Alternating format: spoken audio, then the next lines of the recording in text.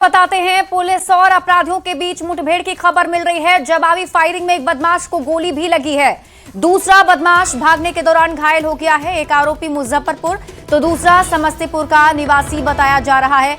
लूटपाट के कई मामलों में वांछित है दोनों। ताजपुर इलाके में एसटीएफ और पुलिस की संयुक्त कार्रवाई देखने को मिली। दोनों घायलों को समस्तीपुर सदर अस्पताल में भर्ती करा दिया गया है। पुलिस अब मामले की आगे की कार्रवाई में जुटी हुई है। घटना को अंजाम देने के फिराक में ये बदमाश थे। सूचना पर पुलिस की टीम ने दबिश दी और पुलिस को देखते ही फायरिंग शुरू कर दी गई। जवाबी कार्रवाई में बदमाश अमन को गोली लगी है। समस्तीपुर के ताजपुर प्रखंड इलाके के बंगरा और वैशाली के बॉर्डर पर बलिगांव इलाके में पुलिस और अपराधियों के बीच मुठभेड़ हुई है और उस मुठभेड़ में दो अपराधी के जख्मी होने का मामला सामने आया है। और यहाँ पर एएसपी संजय पांडे है। सर, क्या कुछ मामला इसमें आया है? ये अमन कुमार एक पेशेवर अपराधी है, पहले जमानत से आया है अभी, और लगातार ये अपने गिरोह के साथ घटना कर रहा था। इस प्रकार यह गिरोह काफी सक्रिय था। आज भी एक घटना करने वाले थे। इसी घटना के सूचना के सत्यापन में बाद में पुलिस गई थी। एसटीएफ और ताजपुर बंगरा की पुलिस गई थी, जिसके कारण ये मुठभेड़ हुआ है और एक व्यक्ति को गोली लगी है जवाबी कार्रवाई में और एक व्यक्ति को चोट लगी है जिसका इलाज कराया जा रहा है। अपराधियों के द्वारा पुलिस पर भी फायरिंग, हाँ, फायरिंग की गई, तभी जवाबी कार्रवाई में इन पर गोली लगी है। तो अमन नाम का जो अपराधी है उनको गोली लगी है और भागने के क्रम में जो दूसरा अपराधी था उसको पैर में चोट लगी है। और ये कई लूट के मामले में आरोपी थे और एसटीएफ और समस्तीपुर पुलिस को जानकारी मिली थी, जिसके बाद पुलिस जो सूचना मिली थी उसके आधार पर कार्रवाई शुरू की और उसी दौरान अपराधी तक पुलिस पहुंची और फिर अपराधी वहां से भागना शुरू किए। और फिर वैशाली के बलिगांव इलाके में जब पहुंचे तो समस्तीपुर पुलिस और एसटीएफ के साथ मुठभेड़ हुई और उस मुठभेड़ में एक अपराधी के पैर में गोली लगी और दूसरा भागने के क्रम में घायल हुआ और दोनों को इलाज के लिए समस्तीपुर के सदर अस्पताल में लाया गया है। Mukesh Kumar, news 18 network, Samastipur. सीतामढ़ी में भी पुलिस ने एनकाउंटर किया है, जहां रीगा थाना क्षेत्र में सीएसपी संचालक से हुई लूट मामले में पुलिस ने रेवासी इलाके में छापेमारी कर मुख्य आरोपी फेकन महतो का एनकाउंटर कर दिया। पुलिस मुठभेड़ में आरोपी फेकन महतो घायल हो गया है। मुठभेड़ में भागते समय अपराधी ने पुलिस पर 3 राउंड फायरिंग की, जिसके जवाब में पुलिस ने गोली चलाई। गोली उसके पैर में लगी है। इस कार्रवाई में कुल 5 अपराधियों को गिरफ्तार किया गया है। उनके पास से 2 देसी पिस्टल, एक पिस्टल और कई जिंदा कारतूस बरामद किए गए हैं।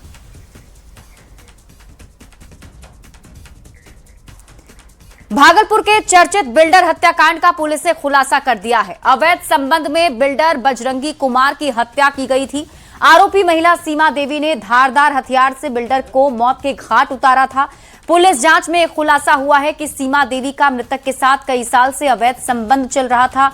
घटना की रात बिल्डर बजरंगी शराब के नशे में सीमा देवी के साथ जबरदस्ती करने की कोशिश कर रहा था, जिसका सीमा ने विरोध किया और इसी दौरान गुस्से में आकर सीमा ने सोए अवस्था में धारदार हथियार से हमला कर बेरहमी से हत्या कर दी। बड़ी खबर आपको मुंगेर से बताते हैं, जहां मंडल कारा में बंद विचाराधीन कैदी मनीष कुमार ने जेल की छत से कूदकर छलांग लगाई, जिसके बाद उसे अस्पताल में इलाज के लिए भर्ती कराया गया है, जहां इलाज के दौरान उसकी मौत हो गई। कैदी अपने बड़े भाई की हत्या के आरोप में न्यायिक हिरासत में जेल में बंद था। घटना के बाद पुलिस जांच में जुट गई है। परिजनों ने जेल प्रशासन पर लापरवाही का आरोप लगाते हुए निष्पक्ष जांच की मांग की है।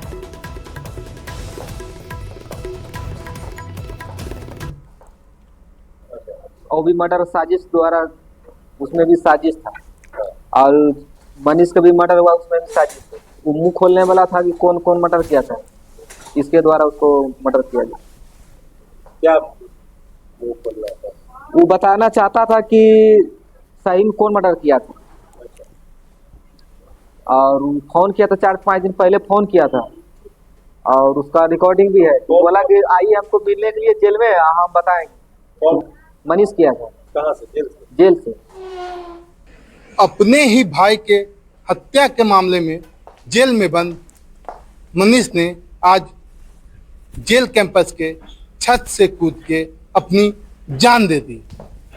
हालांकि जेल प्रशासन ने उसे बचाने की काफ़ी कोशिश की, प्राथमिक इलाज करवाया और डिस्ट्रिक्ट हॉस्पिटल में भी ले गए, लेकिन जहां डॉक्टरों ने उसे मृत घोषित की। कैदी मनीष जो है वो मानसिक स्थिति उसकी भी ठीक नहीं थी, ऐसा माना जाता है, क्योंकि जिस समय उसने अपने भाई की हत्या थी तो उस समय भी जो बातें सामने आई थी कि उसकी मानसिक स्थिति ठीक नहीं है। लेकिन आज की जो घटना है वो एक जांच का विषय है कि कैदी जो है जेल के छत पे कैसे गया, क्यों गया। जब वो जेल के छत पे जाने वाला था तो जो गार्ड थे वो कहाँ थे, उन्होंने क्यों नहीं उसे बचाया या उसे कूदने से क्यों नहीं बचाया, ये एक जांच का विषय है। फिलहाल जो कैदी है जो हत्या के मामले में बंद था, उसने जेल की छत से कूद के आत्महत्या कर ली है। अरुण शर्मा, न्यूज़ 18 मुंगेर। और अब बिहार झारखंड की बड़ी खबरों पर नजर डालते हैं।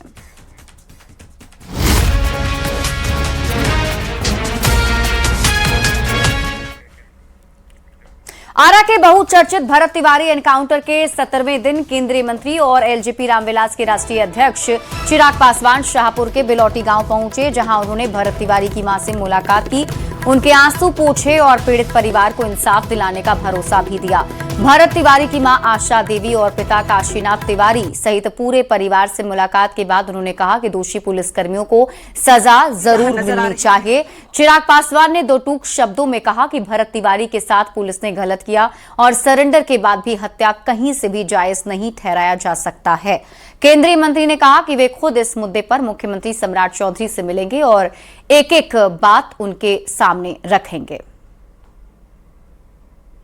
लगता है कि गलत हुआ भरत तिवारी के साथ? नहीं, बिल्कुल गलत हुआ है, इसमें कहीं कोई दो राय नहीं है। भाई भले आपको लाख शिकायत हो, लाख आपके आरोप हो, सब हो, पर कोई अगर आत्मसमर्पण कर रहा है तो आप उसकी हत्या नहीं कर सकते। आप पकड़ते, गिरफ्तार करते, जांच करते, पर इस तरीके से हत्या करना कतई लोकतांत्रिक समाज में इसको नहीं स्वीकार किया जाता। हत्या की बात कह रहे हैं आप, गिरफ्तारी अभी तक नहीं हुई है, सिर्फ एफआईआर। नहीं, बिल्कुल गिरफ्तारी एक एक की होगी। मैं मुख्यमंत्री जी से भी विशेष तौर पर इस विषय को रखकर सुनिश्चित करूंगा कि हर एक व्यक्ति जो इसमें आरोपित है उसकी गिरफ्तारी होनी चाहिए। 1400 करोड़ के घोटाले की बात चल रही है, बिलौटी गांव जो बिल्कुल गायब हो गया। 1400 करोड़ के जो सबूत थे भरत तिवारी के पास था, तो क्या उस एसडीओ के खिलाफ भी कार्रवाई होगी? नहीं, बिल्कुल, जो भी सबूत, जो भी जानकारी उनके पास थी, जिसकी आशंका लगाई जा रही है, परिवार भी इस बात की आशंका कर रहा है, उसकी भी जांच होनी चाहिए। महत्वपूर्ण सवाल, कल अमित शाह से भी आपकी मुलाकात हुई, दिल्ली में आप रहते हैं, बिहार का वहाँ प्रतिनिधित्व करते हैं, बिहार के लोग आपको बिहार का भविष्य मानते हैं, तो क्या इस मामले में न्याय होगा? क्योंकि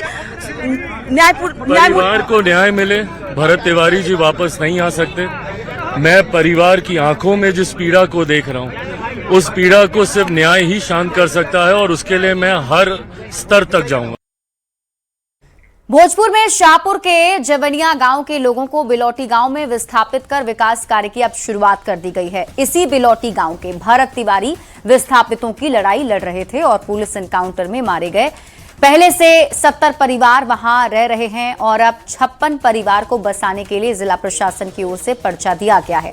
साथ ही घर बनाने का काम भी जोर शोर से जारी है। बता दें कि इन्हीं विस्थापितों की लड़ाई में भरत तिवारी को अपनी जान देनी पड़ी थी। परिवारों ने भरत तिवारी को इंसाफ और एनकाउंटर में शामिल पुलिसकर्मियों को फांसी की सजा की मांग की है। शाहपुर थाना क्षेत्र के देखिए, ये वहीं ग्राउंड जीरो पर पहुंचे हैं जहाँ की जवनिया गांव के विस्थापित लोगों को विस्थापित किया जा रहा है। पहले 70 परिवार को यहाँ पर्चा दिया गया, उसके बाद 57 परिवारों को और पर्चा देने की बात कही गई है। और यही देखिए वो जगह है, हम सीधे ग्राउंड जीरो पर मौजूद है। यहीं पर देखिए भरत तिवारी का इनकाउंटर हुआ था और यहीं पर देखिए यहाँ तिरंगा झंडा लगाया गया है और इसको घेरे से घेर दिया गया है। यहाँ पर भरत तिवारी के प्रतिमा लगाने की मांग की जा रही है। 17 जून को ये काउंटर हुआ था। हमारे साथ जो घटना के चश्मदीद हैं मंटू, वो मौजूद हैं। जाने के बाद मतलब कुछ काम आगे बढ़ा हुआ है, मिट्टी भरा हो रहा है, जिसका वो सपना रखे थे मतलब इसमें मिट्टी डलवा दिया जाए, डलवाया जा रहा है। कमी खल रही है भरत की, बहुत कमी खल रही है। आज वो होते, आज जिंदा होते तो बहुत मतलब खुश होते। उनका दिल का मतलब कोई जवाब ही नहीं रहता, कितना उनके दिल में खुशी होता। 17 दिन हो गए, अभी तक कोई निष्कर्ष नहीं पहुंचा है, ना न्याय मिल पाया। आप लोग कितने दुखी हैं? देखिए अभी तो जांच चल रहा है, सर गवाही के लिए आए हुए थे, सब लोग दिया है गवाही, देखिए क्या होगा। आप उस दिन घटनास्थल पर थे, कैसे मार दिया गया फिर आपको?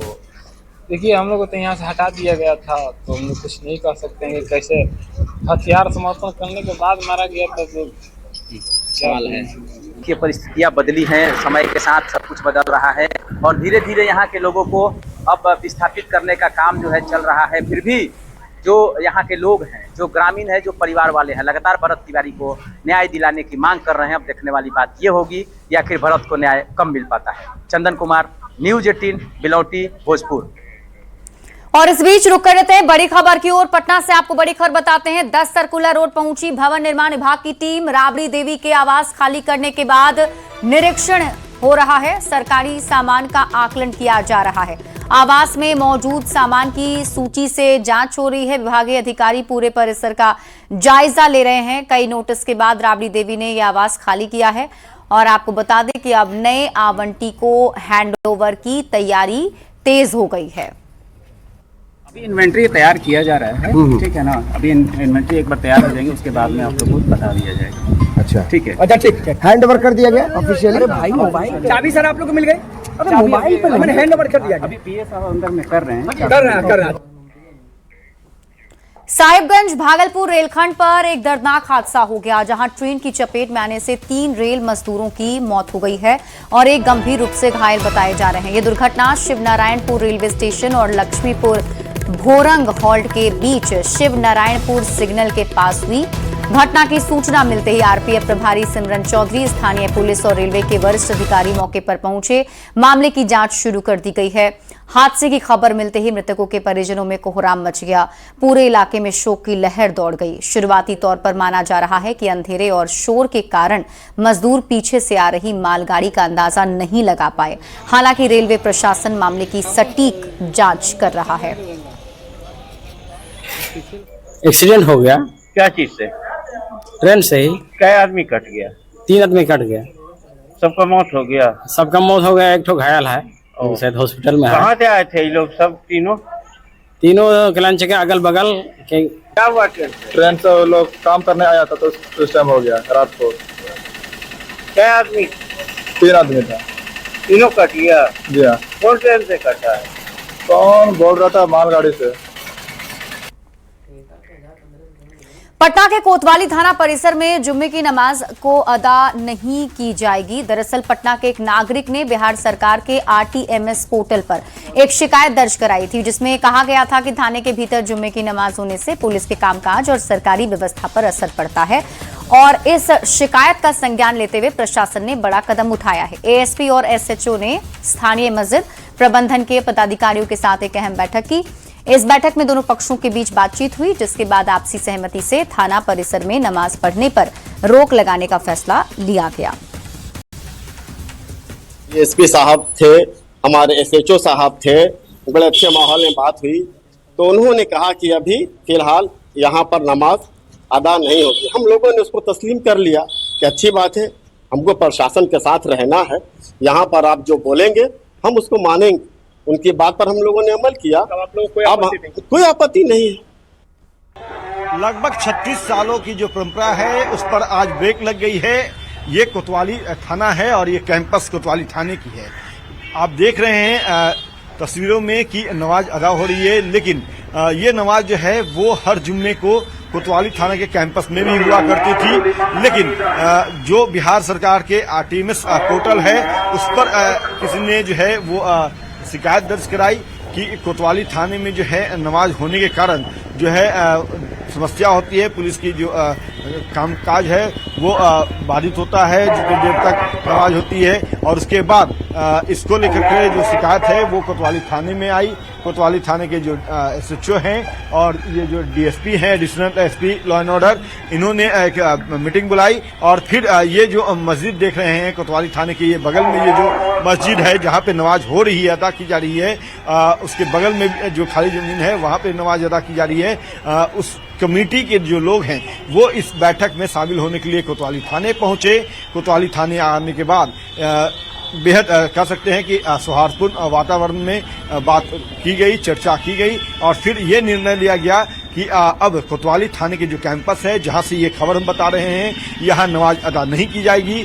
अब जो है नमाज जो होगी वो बगल में जो मस्जिद है वो और उसके दाहिने हाथ में जो खाली जमीन है वहां पे नमाज अदा की जाएगी। फ्रंट के साथ अमित कुमार, न्यूज़ 18 पटना।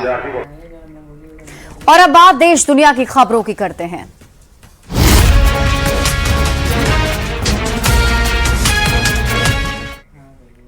राम मंदिर चढ़ावा चोरी पर आरएसएस का पहला बयान सामने आया है। राम भक्तों की भावनाएं इससे आहत हुई हैं। दत्तात्रेय होसबोले ने यह बयान दिया है। उन्होंने कहा कि दोषियों पर सख्त कार्रवाई होनी चाहिए। हिंदू समाज धैर्य और संयम बनाए रखे। राम भक्तों की आस्था को आघात पहुंचा है। चढ़ावा चोरी घटना बेहद दुर्भाग्यपूर्ण है। एसआईटी की जांच का स्वागत भी दत्तात्रेय होसबोले ने किया है। भूमि पर निर्मित भव्य मंदिर पीढ़ियों के संघर्ष और करोड़ों राम भक्तों के समर्पण, त्याग एवं बलिदान के कारण संपूर्ण हिंदू समाज के लिए श्रद्धा, आस्था और भक्ति का केंद्र बना है। अयोध्या में श्री रामलला मंदिर में रखे हुए दान पात्रों में जमा राशि की चोरी के दुर्भाग्यपूर्ण घटना से समूचे समाज और राम भक्तों को भावना एवं श्रद्धा को आघात पहुंचा है तथा इस घटना से हम सभी आहत हैं।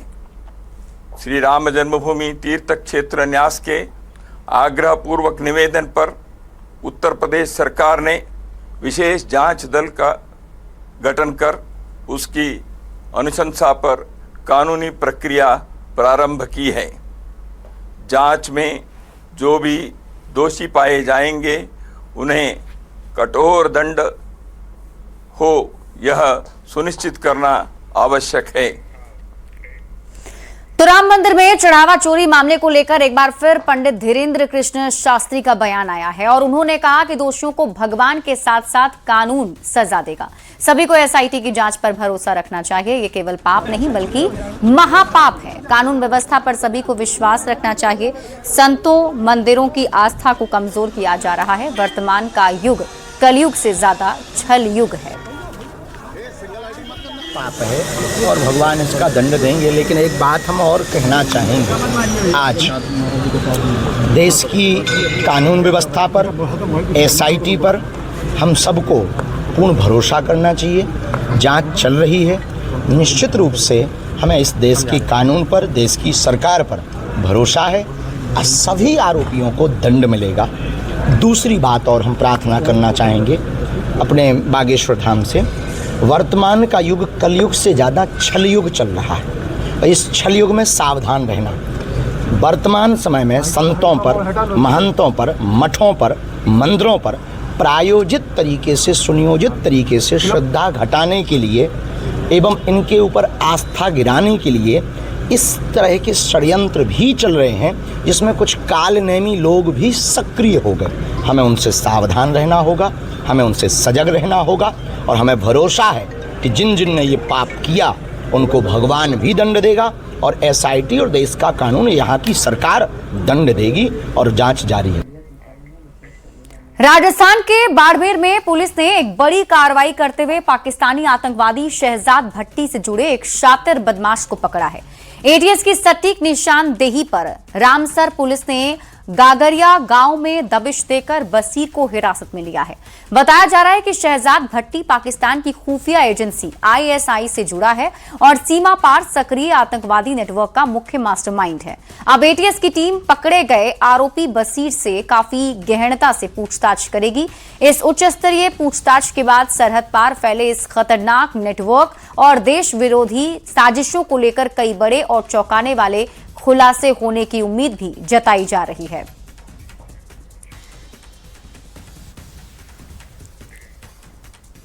प्रयागराज में लव जिहाद का मामला सामने आया है। मोहम्मद साहिल ने प्रिंस वर्मा बनकर रीवा की गोल्डी को प्रेम जाल में फंसाया। हैदराबाद, सूरत में रेप और कथित शादी के बाद प्रयागराज लाकर धर्म परिवर्तन का दबाव बनाने का आरोप है। आरोप है कि धर्म परिवर्तन से मना करने पर 10 मई को लड़की की हत्या कर शव को कब्रिस्तान में दफना दिया। मरने से पहले गोल्डी ने बहन को कॉल कर हत्या की आशंका जताई थी। 16 जून को कब्र से निर्वस्त्र शव मिला था। 1 जुलाई को साहिल, उसकी मां कुरैसा बानो समेत 8 पर रेप, हत्या, SC/ST एक्ट और धर्मांतरण कानून में केस दर्ज हुआ था। पुलिस ने मुख्य आरोपी साहिल, मां और एक अन्य महिला को गिरफ्तार किया है। पुलिस मोबाइल चैट की फॉरेंसिक जांच भी कर रही है।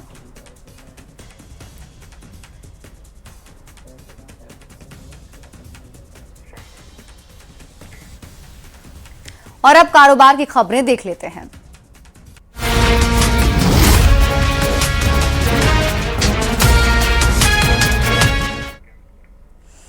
सोने चांदी के दाम में आज लगातार चौथे दिन तेजी आई है। 10 ग्राम 24 कैरेट सोना 3,104 रुपए बढ़कर 1,46,000 रुपए पर पहुंच गया है। इससे पहले गुरुवार को इसकी कीमत 1,43,003 रुपए प्रति 10 ग्राम थी। वहीं 1 किलो चांदी 4,504 रुपए बढ़कर 2,33,354 रुपए पर पहुंच गई। इससे पहले 2 जुलाई को इसकी कीमत 2,28,850 रुपए प्रति किलो थी। सोना पिछले 4 दिन में 4,686 रुपए और चांदी 13,374 रुपए महंगी हुई। इससे पहले सोमवार को सोना 1,41,000 और चांदी 2,02,000 रुपए पर थी। यानी कि एक बार फिर से सोना चांदी में ये गिरावट जो है वो देखने को मिल रही है। और आपको बता दें कि अब इसके दाम पहले के मुकाबले बढ़ गए हैं।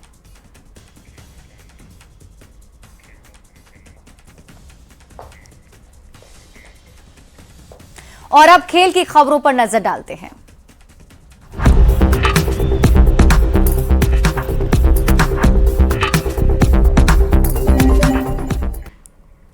इंग्लैंड ने विमेन्स T20 वर्ल्ड कप के फाइनल में प्रवेश कर लिया है। टीम ने गुरुवार रात को सेमीफाइनल मैच में साउथ अफ्रीका को 40 रन से हराया। अब रविवार को लॉर्ड्स के मैदान पर खिताब के लिए इंग्लैंड का सामना ऑस्ट्रेलिया से होगा। ओवल मैदान पर इंग्लैंड ने 23 रन पर 3 विकेट गंवा दिए थे और मुश्किल में थी। यहां से नेट साइवर ब्रंट और हीथर नाइट की जोड़ी ने चौथे विकेट के लिए 90 गेंदों पर 133 रनों की पार्टनरशिप की। इस साझेदारी के दम पर टीम ने 5 विकेट पर 169 रन का स्कोर खड़ा किया। जवाब में साउथ अफ्रीका 20 ओवर में 8 विकेट खोकर 129 रन ही बना सकी। कप्तान Brunt player of the match रही।